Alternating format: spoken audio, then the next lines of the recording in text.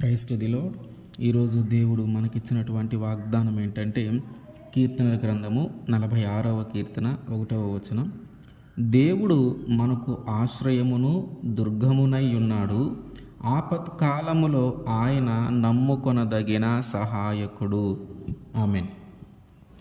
మనిషి జీవితంలో నమ్మకం అనేది చాలా ముఖ్యమైనది.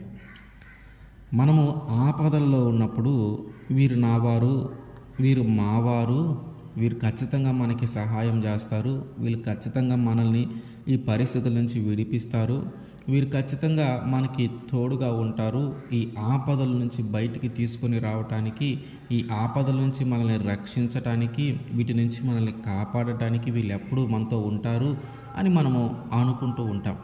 కానీ ఎవరైతే నావారు అని అనుకుంటూ ఉన్నామో, ఎవరైతే మావారు అని అనుకుంటూ ఉన్నామో, మనకి ఆపదలు రావటాన్ని చూసి వారే ఈరోజు మనకి దూరంగా ఉంటూ ఉన్నారు. అంటే మనకి దగ్గరగా వస్తే ఎక్కడ మనకి సహాయము చేయవలసి వస్తుందేమోనని వారు దూరంగా నిలిచి ఉంటా ఉన్నారు. మనము నమ్మాము, ఏమని నమ్మాము? వీరు మాకు సహాయం చేస్తారు అని. ఈ ఆపదలో కలిగినటువంటి ఈ సమయంలో, ఈ ఆపత్కాలంలో వీరు మనకి సహాయం చేస్తారని మనము నమ్మాం. కానీ ఆ నమ్మకాన్ని కోల్పోయేలాగున ఎవరైతే నావారు అనుకున్నావో, ఎవరైతే మావారు అనుకున్నావో వారందరూ కూడా ఆపత్కాలంలో నీ ఉండటాన్ని చూసి దూరంగా నిలిచి ఉంటూ ఉన్నారు. ఇక్కడ నమ్మకాన్ని కోల్పోయే పరిస్థితి. కానీ యేసుక్రీస్తు వారు నీ యొక్క నమ్మకాన్ని నిలబెట్టేటటువంటి వ్యక్తి. అంటే నీవు ఆపద కాలంలో ఉన్నప్పుడు ఆ సమయంలో కానీ దేవుణ్ణి కానీ నువ్వు నమ్మితే ఆ ఆపద నుంచి బయటికి తీసుకొని వస్తాడు యేసుక్రీస్తు వారు అని కానీ నువ్వు నమ్మితే, ఆ ఆపదల్లోనూ మనల్ని కాపాడతాడు అని యేసుక్రీస్తు వారిని కానీ నువ్వు నమ్మితే, ఆ ఆపదల నుంచి మనల్ని విడిపిస్తాడని యేసుక్రీస్తు వారిని కానీ నమ్మితే, మనుషులు దూరంగా వెళ్ళినట్టు యేసుక్రీస్తు వారు వెళ్ళడు. మనుషులు సహాయం చేయవలసి వస్తుందేమోనని మనకి దూరంగా ఉంటూ ఉన్నట్టుగా యేసుక్రీస్తు వారు అట్లా ఉండరు. ఎందుకంటే ఆయన స్వార్థము లేకుండా నిస్వార్థముతో మనకి సహాయము చేస్తాడు. మనుషులు ఒకవేళ దూరంగా వెళ్ళకపోయినా, ఒకవేళ సహాయం చేయాలని అనుకున్నా ఏదో ఒకటి మన దగ్గర నుంచి ఆశిస్తాడు. అంటే స్వార్థపూరితమైన సహాయము మనకి అందుతుంది. మనం కలిగి ఉన్నది ఏదో ఆశించి మనకి సహాయం చేయటానికి ప్రయత్నం చేస్తారు. కానీ యేసుక్రీస్తు వారు ఎప్పుడు కూడా అట్లాంటి ఆలోచన కలిగినటువంటి వ్యక్తి ఆయన కాదు. మనం ఏదైతే కలిగి ఉన్నామో అదంతా ఆయన ఇచ్చిందే కనుక ఆయన మళ్ళీ తిరిగి దాన్ని ఆశించాడు. ఇక్కడ మనం గుర్తుపెట్టుకోవాల్సిన విషయం ఏంటంటే, నీవు ఆపద కాలంలో ఉన్నప్పుడు, ఒక ప్రమాదంలో ఉన్నప్పుడు, ఒక కఠినమైన పరిస్థితుల్లో ఉన్నప్పుడు నువ్వు ఎవరిని నమ్ముకుంటూ ఉన్నావు? నీకు ఎవరు సహాయము చేస్తారని నీవు అనుకుంటూ ఉన్నావు? ఎవరు సహాయము చేస్తారని నువ్వు నమ్ముతూ ఉన్నావు? మనుష్యులు అందరూ కూడా సహాయము చేయకుండా ఉండటానికే సహాయము చేస్తాము అని చెప్తారు. కానీ ఆ సమయం వచ్చినప్పుడు, ఆ సందర్భం వచ్చినప్పుడు దాని నుంచి తప్పించుకుంటారు. కొంతమంది ముందుగానే దూరంగా వెళ్ళిపోతారు, కొంతమంది ఏమో మనతో ఉండి సహాయం చేస్తున్నట్టుగానే ఉంటారు, కానీ మన దగ్గర నుంచి ఏదో ఒకటి ఆశిస్తారు. మనము వాళ్ళందరినీ నమ్మాం, వీళ్ళు సహాయం చేస్తారు అని, వీళ్ళు విడిపిస్తారు అని, ఈ పరిస్థితుల నుంచి వీరు మనల్ని కాపాడతారు అని మనము నమ్మాం. కానీ వారందరూ కూడా ఆ సమయానికి అవసరమైనటువంటి ఆ సమయంలో సహాయం చేయకుండా దూరంగా నిలువబడి, దూరంగా తప్పించుకొని వెళ్ళిపోయే మనుషులే ఉన్నారు. కానీ దేవుడు అయినటువంటి యేసుక్రీస్తు వారు అట్లా కాదు. ఆయన నమ్మదగినవాడు, ఆయన సహాయం చేయగలిగినవాడు, ఆయన శక్తిమంతుడు.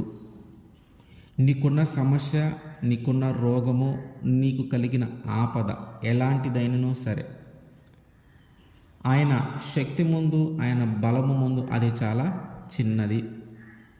అంటే ఎంత పరిస్థితి అయినా సరే, ఎంత కఠినమైన పరిస్థితి అయినా సరే దాని నుంచి విడిపించగలిగిన శక్తి కలిగిన దేవుడు ఉన్నాడు, ఆయన యేసుక్రీస్తు వారు.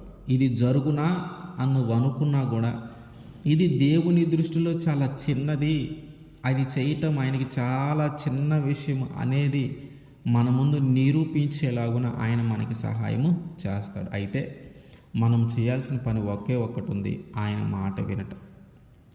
ఆయన మాట విని మనం ఎప్పుడైతే ముందుకు వెళతామో, అప్పుడు ఆయన్ని అడిగి మనం ఎప్పుడైతే ముందుకు వెళతామో, ఆయన మీద ఆధారపడి మనం ఎప్పుడైతే ముందుకు వెళ్తామో, అప్పుడు ఆయన ఖచ్చితంగా మనకి సహాయము చేస్తాడు. అమజ్యా యోధారాజుగా ఉన్నప్పుడు ఏదోమీయుల మీద యుద్ధానికి వెళ్ళటానికి సిద్ధమయ్యి యోధా వారిని అందరిని లెక్కించాడు, ఎంతమంది ఉన్నారు అని. వాళ్ళు సరిపోక మళ్ళీ ఇజ్రాయిలీలను కూడా కొంతమందిని కొంచెం ధనం ఇచ్చి, అంటే 200 మనుగుల వెండినిచ్చి 1,00,000 మంది పరాక్రమశాలులను యుద్ధము కోసము కొన్నాడు, ఏర్పాటు చేసుకున్నాడు. అయితే దైవజనులు ఒకరు వచ్చి అమాజ్యాతో ఏం చెప్తా ఉన్నారంటే, నువ్వు ఇజ్రాయిల్ని యుద్ధం తీసుకొని వెళ్ళొద్దు, నీ వాళ్ళతోనే నువ్వు యుద్ధానికి వెళ్ళు. ఎందుకంటే నిన్ను రక్షించాలన్నా, నీ ప్రాణం కోల్పోవాలన్నా, నిన్ను నిలవబెట్టాలన్నా, నిన్ను పడవేయాలన్నా దేవుని వశమే. ఆయన మాట విని నువ్వు వాళ్ళని వదిలిపెట్టేసి మీ వాళ్ళని తీసుకొని వెళ్ళు అంటే ఏదోమీయుల మీదకి. అప్పుడు అమాజ్యా ఆ దైవజనులు చెప్పినటువంటి మాట విని దేవుని మాటకు అంగీకరించి దాని ప్రకారము ఇజ్రాయేలీల్ని 200 మనుగులు వెండికి ఏర్పాటు చేసుకున్నాడు కదా, వాళ్ళందరినీ తిరిగి పంపించేశాడు ఆ వెండి ఇచ్చేసి. దైవజనుడితో అంటా ఉన్నాడు, మరి 200 మనుగులు వెండి పోయింది, ఇప్పుడు నా పరిస్థితి ఏంటి, దీనికి ఎట్లా న్యాయం జరిగిద్ది అన్నట్టుగా మాట్లాడుతూ ఉంటే, దేవుడు నీకు 2 అంతలు ఇస్తాడులే అన్నాడు. వీళ్ళు ఏదోమీయుల మీదకి యుద్ధానికి వెళ్ళారు, వాళ్ళ మీద గెలిచారు. తిరిగి క్షేమంగా ఇంటికి వచ్చేటప్పుడు వీళ్ళు ఏం చేశారంటే, అక్కడ సేయూరు వారి దేవతలను తీసుకుని వచ్చి ఇక్కడ యెరూషలేములో నిలిపి వాటికి నమస్కరించి వాటికి దహన బలులు అర్పించి ధూపములు వేస్తూ ఉన్నారు. నీకు యుద్ధంలో సహాయం చేసింది, యుద్ధంలో కాపాడింది, యుద్ధంలో జయమునిచ్చింది ఒక దేవుడు. వాళ్ళని ఓడించిన తర్వాత ఆ ఓడిపోయిన వాళ్ళు పూజించేటటువంటి దేవతలను, ఆ ఓడిపోయిన వాళ్ళు పూజించినటువంటి ఆ విగ్రహాలను తీసుకొని వచ్చి ఇప్పుడు యెరూషలేములో పెట్టి దానికి పూజలు చేస్తూ ఉన్నారు, దానికి ధూపం వేస్తూ ఉన్నారు. దేవునికి కోపం వచ్చింది. సహాయం చేసింది నేను, రక్షించింది నేను, కాపాడింది నేను, జయమిచ్చింది నేను, కానీ ఆ దేవతలు విగ్రహాలను తీసుకొచ్చి, ఆ ఓడిపోయిన వాళ్ళు పూజించినటువంటి విగ్రహాలను తీసుకొచ్చి వీళ్ళు పూజిస్తూ ఉన్నారు. దేవునికి కోపం వచ్చిన తర్వాత మళ్ళీ ఈయన ఏం చేశాడు, అమజ్యా ఇజ్రాయేల్ రాజు మీదకి యుద్ధానికి వస్తాను సిద్ధంగా ఉండని చెప్తా ఉన్నాడు. యెహోయాషు అప్పుడు రాజు ఇజ్రాయేలీలకి. ఈ యెహోయాషుకి ఈయన సమాచారం పంపించాడు, నేను యుద్ధానికి వస్తూ ఉన్నాను మీ మీదకి అని. అప్పుడు ఆయన అంటా ఉన్నాడు, ఏదోమీయుల మీద గెలిచానని గర్వపడతా ఉన్నావేమో, వారి మీద గెలిచాను ఇంకా నాకు తిరుగులేదు అనుకుంటా ఉన్నావేమో, మా మీద గెలవటం నీకు అసాధ్యము, నీకు సహాయం చేసింది దేవుడు, ఇప్పుడు మా మీద గెలవాలనుకుంటూ ఉన్నావు, అది జరగదు, ఎందుకు మీ అందరూ ఓడిపోతారు అని ఈయన చెప్తా ఉన్నాడు. దైవజనులు మాట్లాడుతూ ఉన్నారు, నువ్వు విగ్రహాలను తీసుకొచ్చి పూజిస్తూ ఉన్నావు, అసలు నీకు సహాయం చేసింది ఎవరు, నేను కాపాడింది ఎవరు, ఆ దేవుణ్ణి పూజించకుండా నువ్వు ఓడిపోయిన వాళ్ళు దేశంలో దొరికినటువంటి ఆ దేవతలు ఆ విగ్రహాలను తీసుకొచ్చి పూజిస్తూ ఉన్నావు, నీకు సహాయం చేసింది ఎవరు అని అంటే, నువ్వు నాకు చెప్పే అంతటి వాడివా అన్నట్టు, నువ్వేమైనా రాజుకు సలహాలు ఇచ్చేవారిలో ఒక్కడివా అన్నట్టు, నువ్వు ఇట్లా మాట్లాడితే నేను చంపేయాల్సి వస్తుందని చెప్పాడు. ఆ మాట మాట్లాడిన తర్వాత దైవజనుడు అంటూ ఉన్నాడు, దేవుడు నీకు సరైనదే చేస్తాడులే అని చెప్పి అక్కడి నుంచి వెళ్ళిపోయాడు. ఆ తర్వాత ఇప్పుడు ఇజ్రాయేల్ మీదకి వస్తే ఇజ్రాయేలీల చేతిలో వాళ్ళు ఘోరంగా ఓడిపోయారు. అంటే మొదట ఏదోమీయుల మీదకి వెళ్ళినప్పుడు దైవజనులు వచ్చి మాట్లాడితే ఆ మాటకు లోబడి, అంటే దేవుని మాటకు లోబడి ముందుకు వెళ్ళాడు, ఆయన సహాయం చేశాడు. కానీ సహాయము చేసినటువంటి వ్యక్తిని గుర్తించుకొనకుండా వేరే దేవతలను తీసుకొచ్చి పూజిస్తూ ఉన్నాడు అమాజ్యా. దీనిని బట్టి మళ్ళీ దేవునికి కోపం వచ్చింది. ఇజ్రాయేలీల మీదకి వెళ్ళినప్పుడు మొత్తం ఓడిపోయారు. ఇక్కడ మనము గుర్తుపెట్టుకోవాల్సిన విషయం ఏంటంటే, దేవుని మాట మనము వింటే ఆయన ఖచ్చితంగా మనకి సహాయము చేస్తాడు.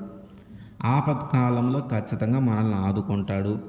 ఆయన నమ్మదగినవాడు, నిజమైన దేవుడు, మనల్ని వదిలిపెట్టి వెళ్ళిపోయేవాడు కాదు. మనం ఆపదల్లో ఉన్నప్పుడు మనల్ని చూసి నవ్వుకునేవాడు కాదు. తండ్రి రక్షించండి అంటే, దేవా కాపాడండి అంటే ఆయన ఖచ్చితంగా మనల్ని కాపాడతాడు. అయితే సహాయము పొందుకున్న తర్వాత మన పరిస్థితి ఏంటి? ఆపద కాలంలో నుండి మనము రక్షింపబడిన తర్వాత మనం ఇంకా ఆయన్ని ఆరాధించగలుగుతూ ఉన్నామా? మనం ఇంకా ఆయన్ని పూజించగలుగుతూ ఉన్నామా? ఆయన మీదే ఆధారపడగలుగుతూ ఉన్నామా? ఆయన మాటకు లోబడి జీవించగలుగుతూ ఉన్నామా? ఇది కూడా మనము గమనించాలి. ఒక విషయం ఖచ్చితం ఏంటంటే, ఆపత్కాలంలో ఆదుకొనటానికి, ఆపత్కాలంలో నమ్మటానికి, ఆపత్కాలంలో సహాయము చేయటానికి నిజమైన వాడు, శక్తిమంతుడు, నమ్మదగినవాడు ఎవరైనా ఉన్నారంటే ఆయనే నజరేయుడైనటువంటి యేసుక్రీస్తు. ఆయన తప్ప ఆపత్కాలంలో నీకు సహాయము చేసేవారు, నిస్వార్థంగా వారి పూర్ణ మనస్సుతో నిన్ను ఆదుకునేవారు ఎవరూ లేరు. ఎవరైనాను ఏదో ఒక స్వార్థముతోనో ఏదో ఒకటి ఆశించో మన దగ్గర నుంచి కోరుకునో మనకి సహాయం చేయటానికి ప్రయత్నించేవాళ్ళే కానీ నిస్వార్థముతో చేసేవారు ఎవరూ లేరు.